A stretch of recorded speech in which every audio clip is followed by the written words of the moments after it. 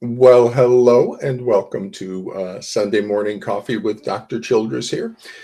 So today I'm going to be talking about the situation in the family courts and the solution to the situation in the family courts. And the solution involves switching around from custody to treatment. We have a problem in the family courts and we need to fix the family problem in the courts. So, to begin with, to describe the situation, foundationally, the the situation is that forensic custody evaluations, which have been conducted in the family courts for the last 40 years, represent a failed experiment in service delivery to a vulnerable population. 40 years of failure resulted in the destruction of thousands and thousands of lives. So here's from an independent review from the New York Blue Ribbon Commission on Forensic Custody Evaluations. And they found by an 11-9 margin that a majority of the commission members favor elimination of forensic custody evaluations entirely, arguing that these reports are biased and harmful to children and lack scientific and or legal value. At worst, evaluations can be dangerous, particularly in situations of domestic violence or child abuse. And so I want to emphasize this point that the forensic custody evaluations that are currently being conducted in the family courts are harmful to children, dangerous, and lack scientific or legal value from independent review from the New York Blue Ribbon Commission. And I recommend that everyone go to hear further discussion of the Blue Ribbon Commission findings from two of the commissioners. You can Google it, the discussion of New York Blue Ribbon Commission report, and YouTube will come up where a couple of the commissioners discuss the findings regarding forensic custody evaluations. Now, this is for parents. I think it's helpful to orient that you do not want a forensic custody evaluation, but it's also equally and more valuable for the legal professionals to recognize what the problems over here on the forensic custody evaluations are.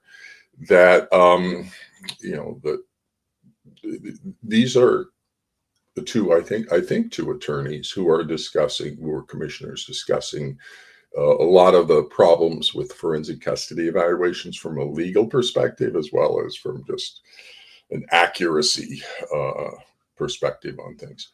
So what that does, though, when you have an entire field of forensic psychology that's been dominant and doing what they do in the family courts, and they are awful, then there's no appropriate or competent mental health services in the family courts, which is the current situation.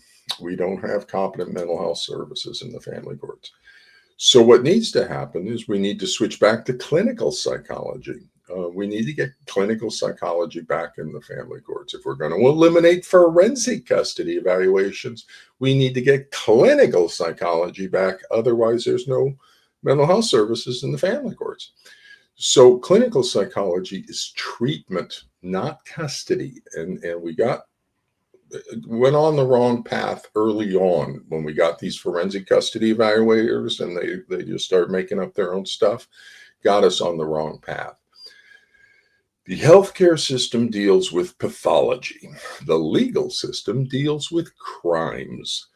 The narcissistic borderline dark personality parent drives the pathology into the wrong system for a solution. They drive it into the legal system, making it about custody when it's not a custody issue, it's a pathology issue. There's some sort of problem in the family relationships. There's a pathology in the family.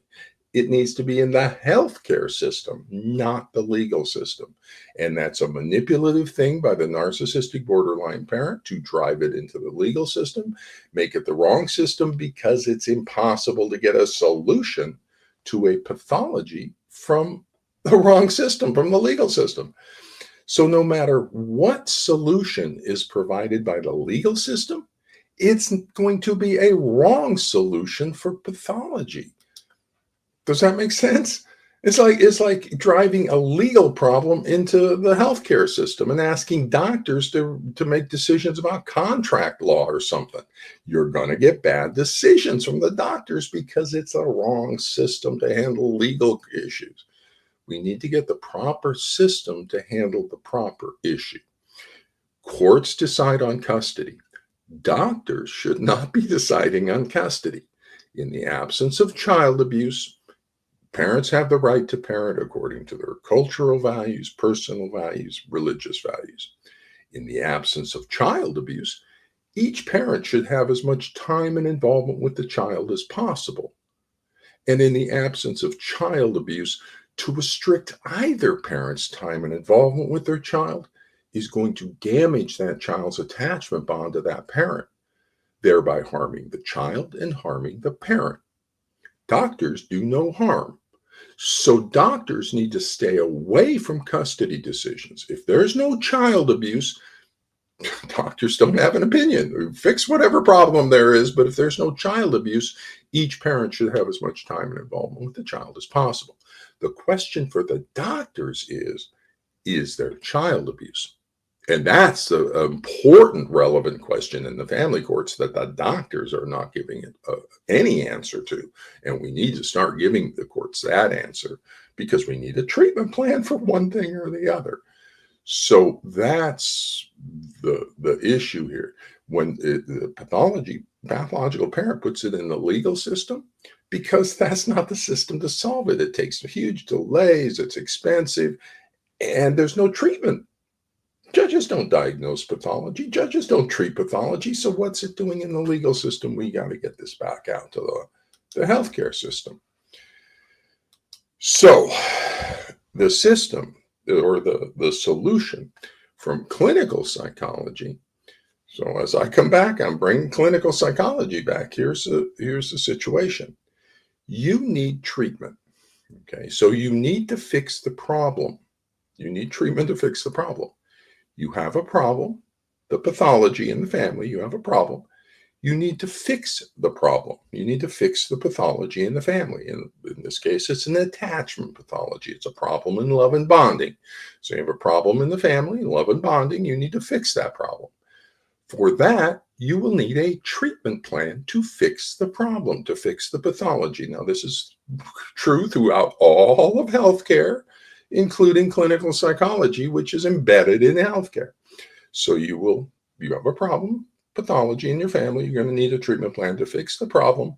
And for a treatment plan, you will need a diagnosis because diagnosis guides treatment. The treatment for cancer is different than the treatment for diabetes. So we need a diagnosis to know what the treatment is going to be.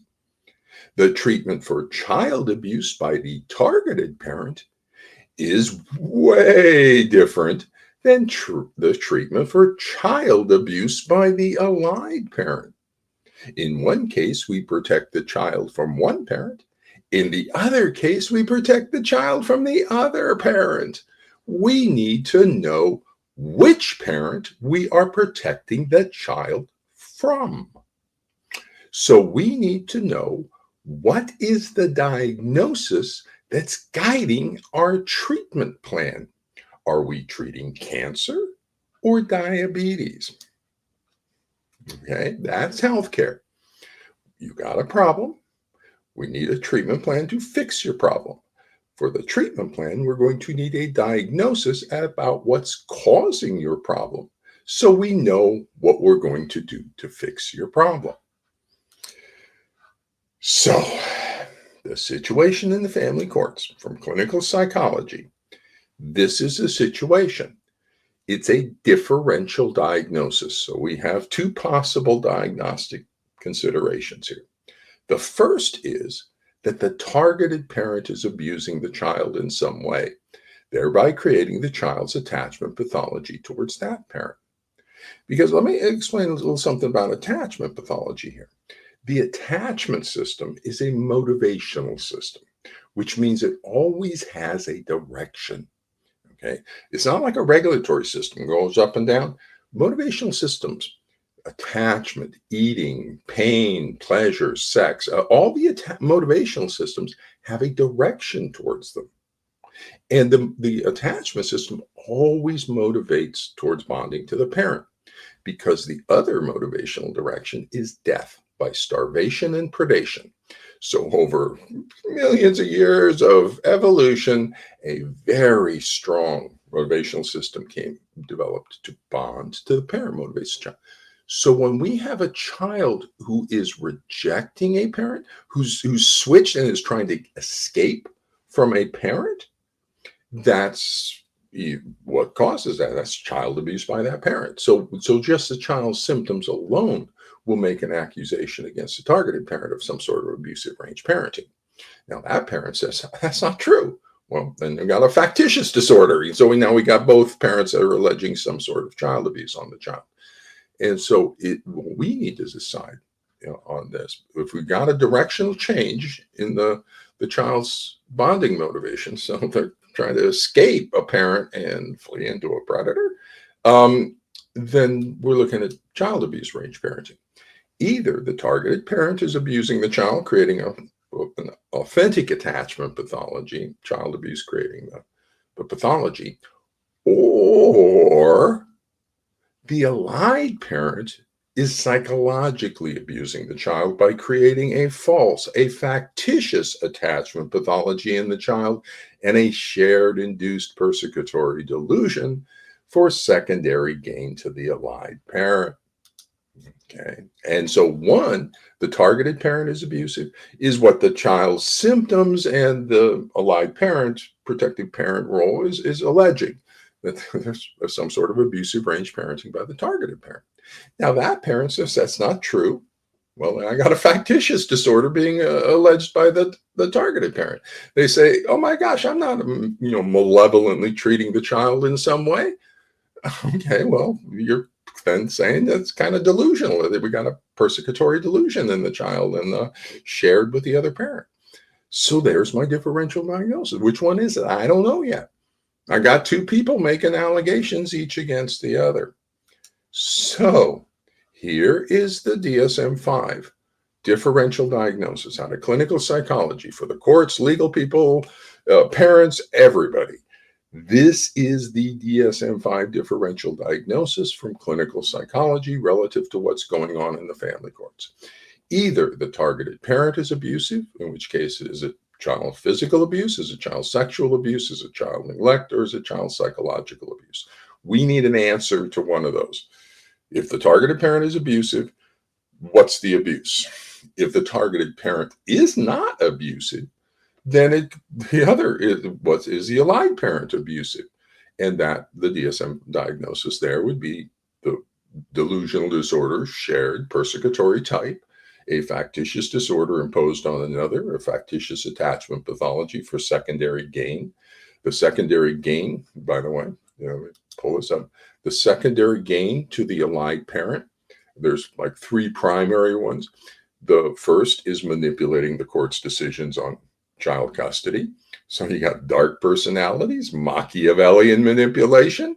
Guess what? They're manipulating the court's decisions by producing pathology in the child, a factitious attachment pathology to manipulate the courts. So factitious disorder imposed on another. The second secondary gain or reward to that parent from doing that is spousal abuse of the targeted parent using the child as a weapon and the child's induced symptoms as a weapon of spousal abuse. So that's your second secondary gain or reward. The third is to meet that parent's own emotional and psychological needs. So for the narcissistic parent, it's to be seen as the all wonderful parent and you're the bad parent, but I'm the perfect, wonderful parent. And for the borderline, it's the abandonment fears to hold on to the child and use the child as a regulatory object in that way. So we have three domains of potential secondary gain relative to producing false attachment pathology. So is it true attachment pathology or is it false attachment pathology being produced for secondary gain to a narcissistic borderline dark personality parent? So the situation from the legal system. Now, if we switch systems now, so right there, previously, I've been talking about the clinical psychology coming into the family courts and what we see as a clinical psychologist coming into your pathology, your problem in the family courts. Now, from the legal system, here's the situation relative to the pathology that we have is there are two litigants in the legal system. And the legal system is an adversarial system. And each litigant parent is making child abuse and spousal abuse allegations against the other parent. Okay, so we got two litigants. Both of them are making allegations of child abuse. The allied parents' allegations are that the child's symptoms and the allied parent are making either direct or indirect accusations that the targeted parent is abusing the child in some way. Meanwhile, the targeted parent, that parent is asserting that the allegations are false, delusion, and that the child's symptoms are factitious, false, artificially created symptoms. Now, the parent, the targeted parent, may not say, my child's delusional or my child has a fictitious disorder imposed on another, because they're not a psychologist. They're just a normal human coming, they're getting a divorce. They never expected anything. Now, here's important thing for doctors and judges and attorneys, but the doctors to understand the patient should never have to explain the pathology to the doctor. Okay, the doctor should already know. So if the patient comes in with any domain, like saying, no, I'm not abusing my child, then they are saying it is a factitious disorder, that the attachment pathology is a false disorder. If they say, no, I'm not abusing my child, they are saying the child has a false belief, a fixed and false belief that the child is being malevolently treated in some way. That's a delusion. That's a persecutory delusion. So they don't actually need to make those word allegations to the doctor. The doctor should know. And for this pathology in the family courts, all the doctors should anticipate our differential diagnosis, and the court and all attorneys should anticipate the differential diagnosis. If you're bringing clinical psychology into the family courts to fix the pathology in the family courts, we're going to bring a differential diagnosis. Which parent is abusing the child? Is it, 1, 2, 3, 4, physical, sexual neglect, or psychological by the targeted parent? Or is it 1, 2, 3, 4, persecutory delusion, factitious disorder, child psychological abuse, spousal abuse by the allied parent? That's what clinical psychology is going to want to know. And guess what? That's exactly what the court wants to know as well. Is which parent's abusing the child? Is it a true thing or is it a false thing? What are we going to do about it? So here's the situation in the family courts. Okay. Now you see up at the top, we see with the treatment plan for child abuse. It's not a treatment plan for parental alienation. It's not a treatment plan for resist-refuse dynamic. It's not a treatment plan for parent-child contact problem, because those are all non-existent, made-up pathology labels. Stay grounded in the DSM-5 and actual pathology. Please, clinical psychologists, that's what we do. Forensic psychologists don't. But if you're going to bring clinical psychology back, then the doctors and the courts and parents and everybody involved needs to stay grounded in actual diagnoses. So we're going to get a treatment plan for child abuse. Now, but we're going to start more foundationally. So if you look down at the foundation down there, we have two litigants. Okay, litigant 1 is saying it's child abuse by the targeted parent. Litigant 2 is saying it's child abuse by the allied parent. So we got two allegations of child abuse from two litigants. So we need a clinical diagnostic assessment of child abuse to return an accurate diagnosis. This is really important because If you believe a shared delusion, then you become part of the shared delusion. You become part of the pathology. And when the pathology is child psychological abuse, you become part of the psychological abuse of the child because you believe the shared delusion as if it was true. Okay. So, with this particular diagnosis, a shared persecutory delusion, if you misdiagnose the pathology, doctor, you will become a child abuser. Okay. And so that doesn't happen with any other pathology. It doesn't happen with autism, or you misdiagnose autism, you're not a child abuser. You misdiagnose ADHD, you're not a child abuser.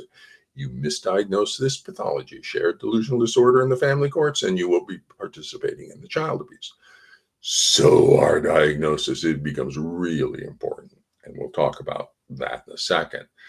Okay, so we have to return an accurate diagnosis on the situation.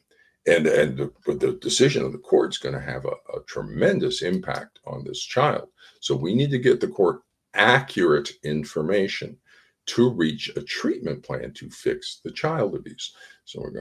And so each litigant, we need to do a clinical diagnostic assessment for both of those concerns, reach a diagnosis, and then goes into the court's decision making, and ultimately lands up in a treatment plan to fix the child abuse. We always fix things. That's clinical. So if you're bringing in clinical psychology in the family courts, we're going to wind up with a blue solution in treatment in the healthcare system, not a red solution in the legal system. So I understand that we're going for a healthcare solution, not a legal system solution.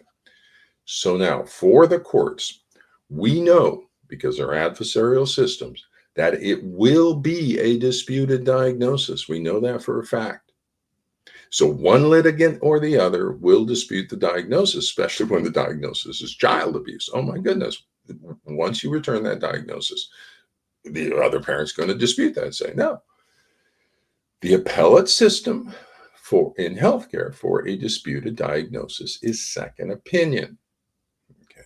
We don't litigate a diagnosis for autism. If you dispute the diagnosis for autism, get a second opinion for that diagnosis. Okay. So we need to bring all the fighting around these children and these families to an end. So the appellate system for a disputed diagnosis is second opinion. Now, if we get an assessment diagnosis, then it's disputed, and we get a second assessment, then we dispute that. Now we got fighting doctors. That's called staff splitting, where the professionals start arguing and we're siding up around the patient. We need to bring the fighting to a close. So the solution to that from clinical psychology and all of healthcare is to get the second opinion simultaneously rather than sequentially. So that is the solution. Okay. So we have two litigants, start at the bottom down here. We have two litigants, each making allegations. So those allegations are going to go into a clinical diagnostic assessment.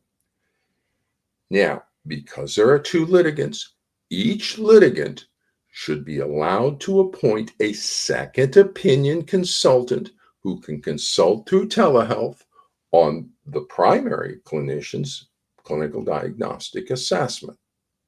Okay, that will then lead to the court's decisions and the treatment plan. That is the solution from clinical psychology. Okay, that's what we do. Second opinion consultation. And you talk about telehealth. Oh my gosh, psychologists in clinical psychology observe ourselves all the time. We're the ones with the one-way mirrors, okay? We have rooms with one-way mirrors because we watch ourselves practice, okay? We do videotapes and supervised visitation. To become a psychologist, we have to do 2 full years of supervised treatment, supervised work. Okay, where somebody's kind of watching us and listening to us and doing stuff. Now, what I was doing, we had cassette tapes and we'd be moving back and forth, or we just talk. Boy, nowadays they're just actually watching people. I've watched people. I had a one-way mirror. I'd do in there, and my trainees would watch me, or I'd have a trainee in there, and I'd be doing all on the one-way mirror. And if you go to a conference on therapists and you have the big kahuna therapist there, you know what they do? They bring out videotapes of their therapy to show what they're kind of doing with patient permissions, but they got videos because we watch each other all the time. There is zero problem with putting a couple of doctors together and letting us come up with what the answer is. Okay. And so this is a solution out of healthcare. Now, if people don't do it in the family courts, that's a different thing. But this is a solution out of healthcare. Is each party is allowed to appoint a second opinion consultant and who provides input into the clinical doc. And then those three reports, I probably should put three arrows there, but you're going to get three reports going into the court's decision making, and it winds up on the treatment plan. Okay, we have the internet now. We can use that. This is from the National Academy of Sciences. Clinicians may refer to or consult with other clinicians, formally or informally, to seek additional expertise about a patient's health problems. We do this all the time. This is what they're saying we should be doing to improve our diagnosis, which is what we want in the family court. The consult may help to confirm or reject the working diagnosis. So there it is. That's exact. National Institute of Sciences saying you want to improve the diagnosis. That's exactly what we do. We put second opinion consults in there to improve the working diagnosis and get an accurate diagnosis on it. Or may provide information on potential treatment options. So again, that's good information coming in. If a patient's health problem is outside the clinician's area of expertise, such as delusional thought disorders or factitious disorders or family systems, or narc personalities, if attachment pathology, if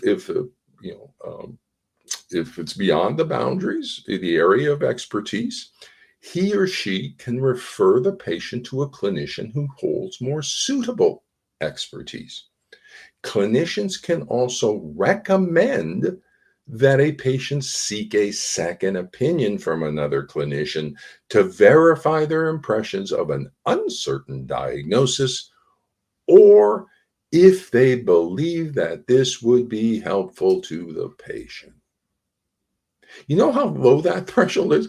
If they believe it would be helpful to the patient, let's get you a second opinion on this. Okay, to improve the diagnosis, it's a questionable diagnosis.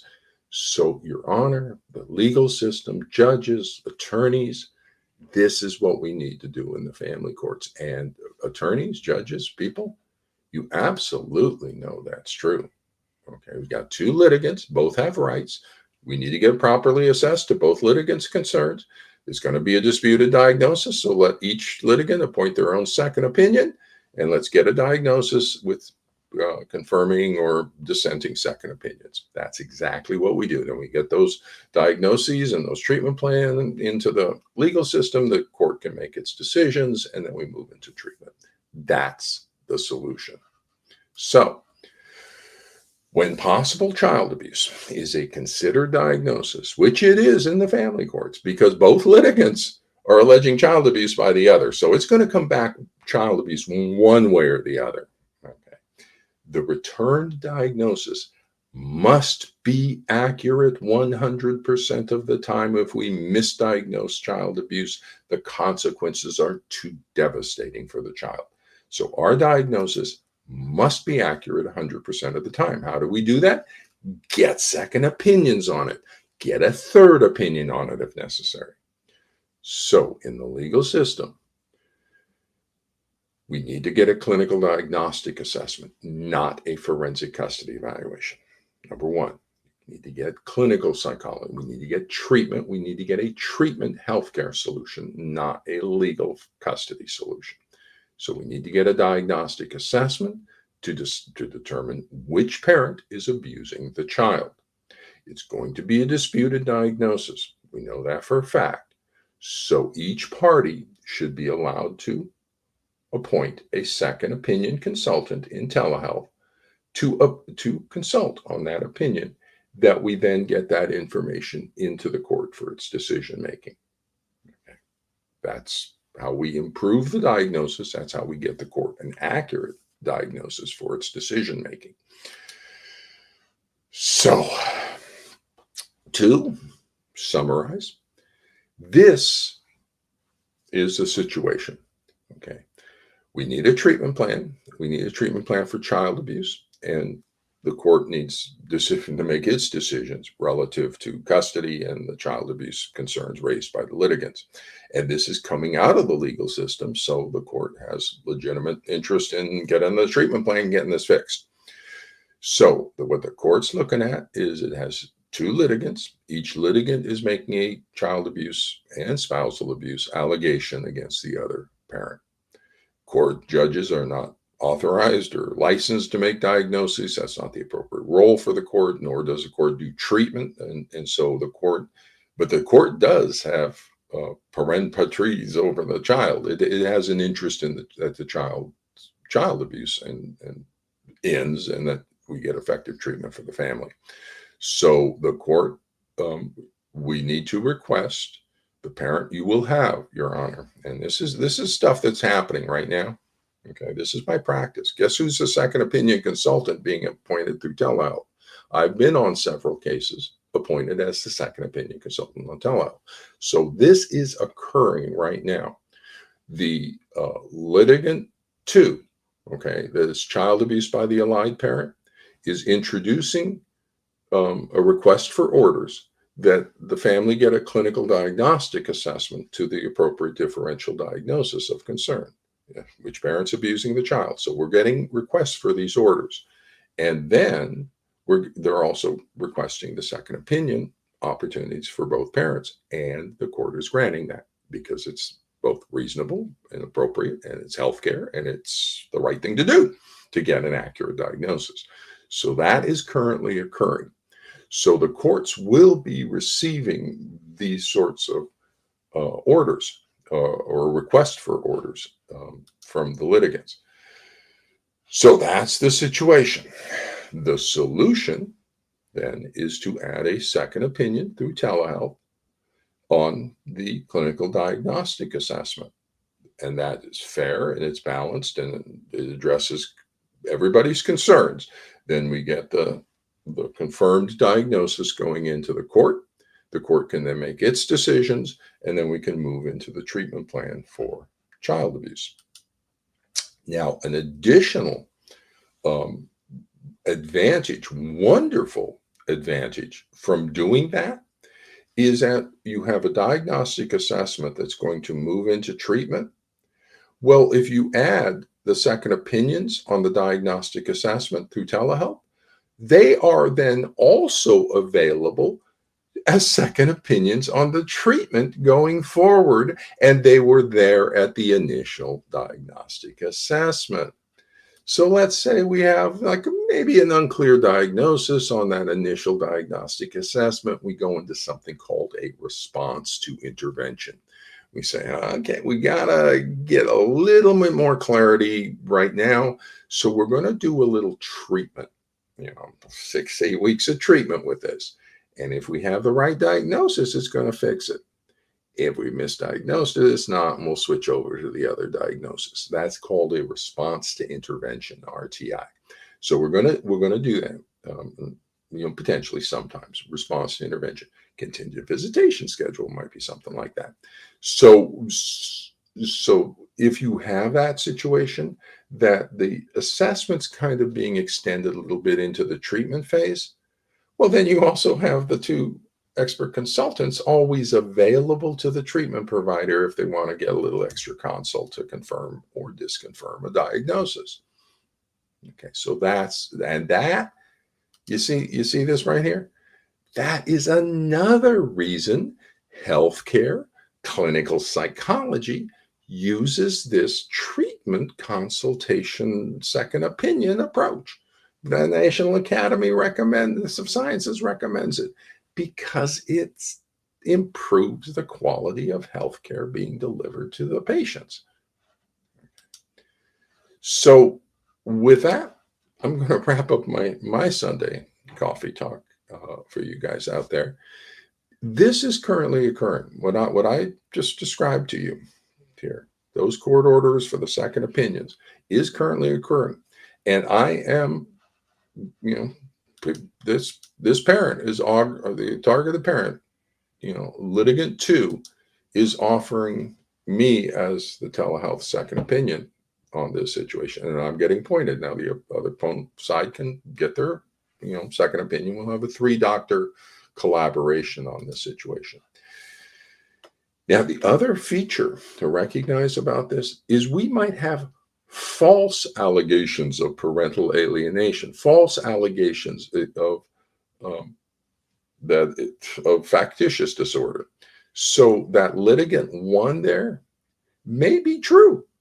The litigant one, it's the other parent who's abusing the child, the targeted parent. And the targeted abusive parent says, I'm not abusing the child. It's parental alienation. It's not me abusing the child. They're distorting the child's beliefs.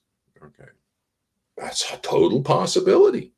Okay. And that's the concern of litigant one over here. He says, wait a minute, I'm not alienating the child. That parent's actually abusive range.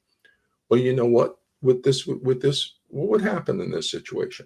In that situation relative to this? Well, if litigant one is actually the correct one, they're not. It is the other parent who's abused, and it's not parental alienation. It's not a delusional disorder. It's not a factitious disorder. And you know who they're going to appoint as their second opinion consultant? Probably me, because if I recognize delusional thought disorders and factitious disorders imposed on another, and it's real child abuse, and I've worked child abuse and everything, that I'm the second opinion that they want to say, no, this is a false allegation of parental alienation. Okay. And you can look at it, you can look at my diagnostic checklist, and those symptoms won't be there. You won't have attachment suppression towards a normal range parent. The child won't be showing the narcissistic symptoms or phobic anxiety, and the child will not have a persecutory delusion. There will be a foundational ground to the child's belief that they are being malevolently treated in some way. There will be a reality base to that, because there is this child abuse by the other parent in some way. So, but then we need to identify the way. We need to put it on a treatment plan and fix it. Okay, one way or the other, we always wind up on the treatment plan. So this is the approach that will be coming, because it is the approach from clinical psychology. So as soon as you get rid of forensic custody evaluations and bring clinical psychology back, this is the approach the clinical psychology brings to the family courts. And this is the structure that the family court needs. It needs balance, it's fair, so we get 2 second opinions and we get an accurate diagnosis for the court. And then we just move it into treatment. We got second opinions on the treatment as well for very difficult family situations. So with that, I'm headed off to my Sunday, and we'll talk to you about some other aspect of the family courts next week. So we'll talk with everybody later.